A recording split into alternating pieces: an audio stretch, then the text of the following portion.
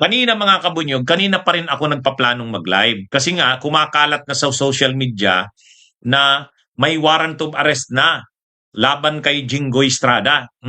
Kaya lang, wala pang naglalabas na major news outlets kanina, mga Inquirer, GMA. Ayaw ko namang maglabas ng ayaw kong mag-live at sasabihin kong kumpirmado na mayroon ng warrant of arrest na ang source ko ay mga social media posts lang. Mahirap eh. Mahirap. Siyempre may obligasyon. Kahit naman hindi ako broadcast journalist, may ethical standards din akong sinusunod bilang vlogger. Hindi ako pwedeng magkalat ng balita na hindi ko rin kumpirmado, no? Kaya ito na, kumpirmado na mga kabunyog, mga kababayan, 100% na ito. Naglabas na ng arrest warrant ang Sandigan Bayan. At sa pagkakataong ito, ang arrest warrant na nilabas, no? Ito yung kopya ng arrest warrant, yan. Yan po, arrest warrant. Republic of the Philippines. Kita naman natin diyan, kita nyo, tingnan nyo. Republic of the Philippines, Sandigan Bayan, Commonwealth Avenue, Quezon City. Tingnan nyo sa kanan yung nakabox. Certified photocopy. People of the Philippines, plaintiff versus Senator Jose Jinggoy P. Estrada et al. Accused. Warrant of arrest. Plunder. RA 7080. Tapos tingnan nyo, 5th Division. 5th Division. Kaya yung nakaraang kasing linggo, yung nilabas na arrest warrant noon, hindi para sa plunder. Yung nakaraang linggo kasi ang inilabas para sa graft. At saka, 2nd Division ng Sandigan Bayan yon. Actually, pinaliwanag ko yan sa mga vlogs ko nung nakaraang linggo. Sabi ko, kasi maraming nagtatanong, Attorney, mayroon pa ngang nagkakantsaw sa akin ng mga DDS. Oy, insurrecto, nagkamali ka na naman. Sabi mo, no bail sabi mo anya, no bail si Jinggoy. Bakit nakapag-bail? Inano pa ako niyan, talagang pinag-ano pa ako.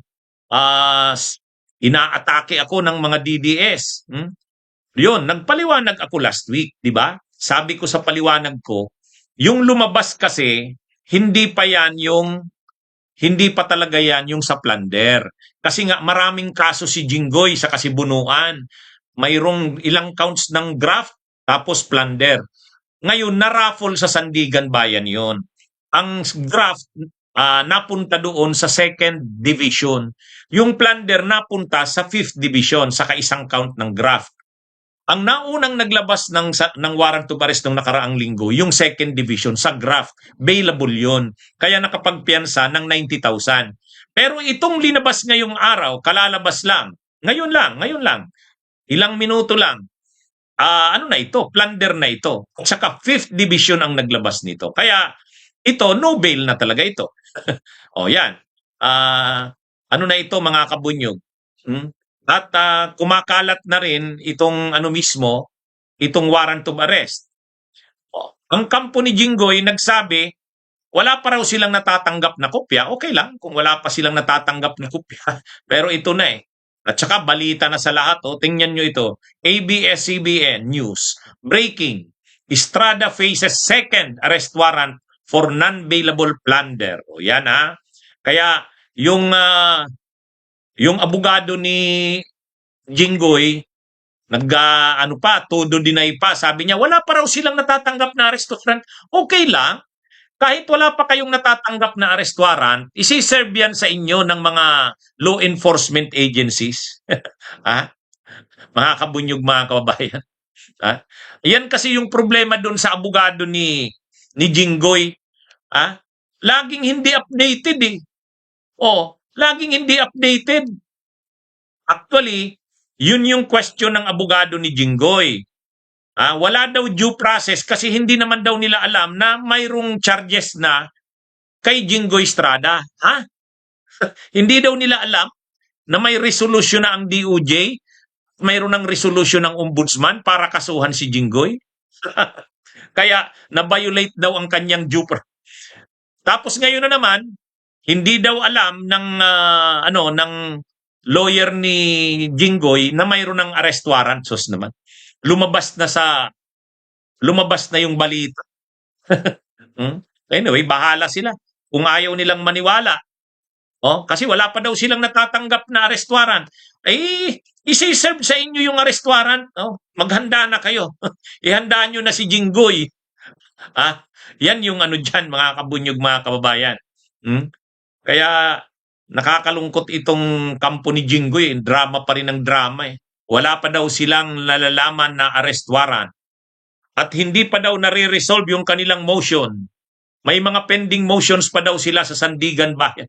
Mayroon na ngang warrant of arrest. Ibig sabihin yan, baliwala yung mga motions nila. Ano ba ito? Ano ba itong mga abogado ni Jinggoy? Baliwala yung kanilang mga motions na yon, pang delay lang yon. Wala yun. Binaliwala na ng Sandigan Bayan. Binaliwala na.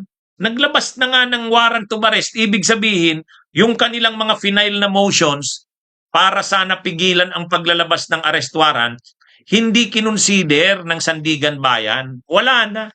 Maghanda na kayo ng maaresto si Jinggoy. Di ba? Mga kabunyog, mga kababayan? Ano ito? Kumbaga, actually, sabi ko nung nakaraang linggo, di ba? Hintayin lang natin. Sabi ko, kung hindi yan Lunes, Martes, Miyerkules, hindi yan tatagal. Naalala nyo yung sinabi ko last week? Sabi ko, yung nilabas kasing arrest warrant nung nakaraang linggo, yung sa ano lang yon, graph. May mga nagtatanong sa akin, attorney, bakit kasi natatagalan pa yung sa plunder? Sabi ko, hindi. Mayroon kasing final na motion yung mga abogado, parang dinidelay, pero hindi naman patatagalin yan, ire-resolve ka agad yan. Ngayon, sabi ko, Lunes, abangan nyo. Di ba? Ito na, Lunes. Mga kabunyog, mga kababayan. Di ba? Kaya, yung mga DDS lang na tulad ni Argo, ang hindi naniniwala sa mga sinasabi natin. Sinabi na natin to.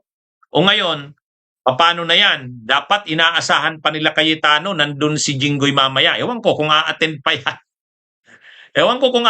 yan. Mamaya. Di ba?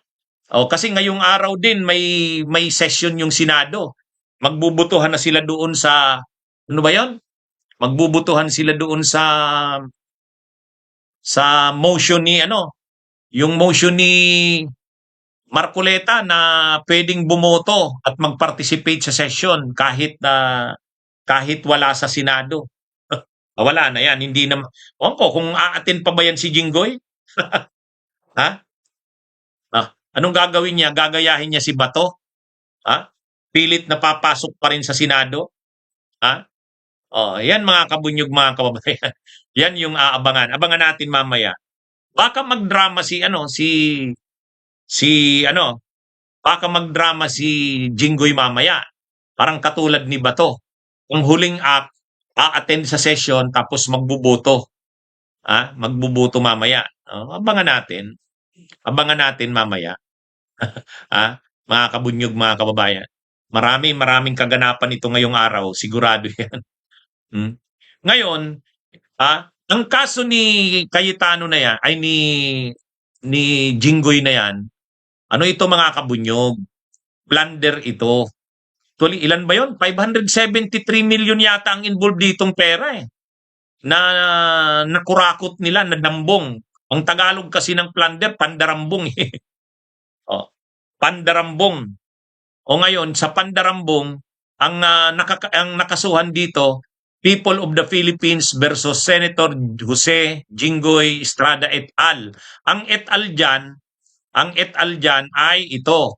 Yan Ito yung mga co-accused. 5 sila. 5. You are hereby commanded to arrest. Name: Jose Jinggoy Pimentel Ejercito Estrada, Manuel Manligas Bunuan, Denril Cesar Sanchez Cortuna, Manny Bumagal Bulusan, Arturo Lombres Gonzales Jr. Yan mga kabunyog, 5 ang kinasuhan ng plunder kasama ni Jinggoy. Pero ang nangunguna dyan yung 2, si Jinggoy at si Bunuan. Tungkol saan yan? sa 593 o 573 million. Basta more than 500 million yan, mga kabunyog. Ha? More than 500 million yan, yung kaso na yan ng plunder. Kaya yung mga kasama niya dyan na nakasuhan, lahat yan DPWH officials. Bunyog, bunyog, halikan na kasama ka. Bunyog, kapag buklod ay may pag-asa. Luzon, Visayas, Mindanao, isa ang pananaw. Sa bagong Pilipinas ang bunyog isisigaw. Bunyog, bunyog.